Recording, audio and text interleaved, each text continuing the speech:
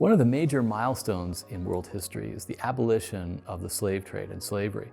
But unfortunately, most of us know very little about it. How did abolition happen? What was the role of resistance and revolt by enslaved Africans and their descendants? What was the role of grassroots organizing by religious and political leaders? How influential was literature, such as narratives and autobiographies by enslaved people?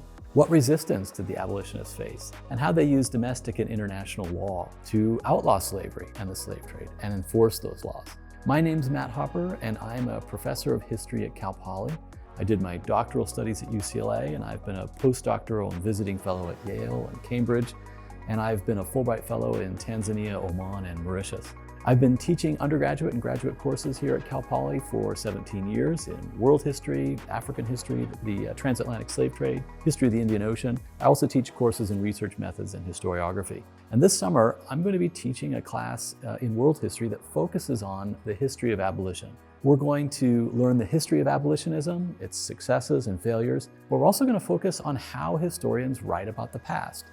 There's an important Cal Poly Learn by Doing component in this class. We're going to look behind the scenes at how historians do their work. In this class, we're going to look primarily at primary sources, those original sources from the time. We're going to talk about how historians find them, read them, interpret them, and use them to write history. We're going to learn about archival research and how to decipher handwritten 19th century sources. And we're going to look at original sources from captured slave ships, records from the British Royal Navy's campaign against slave trading.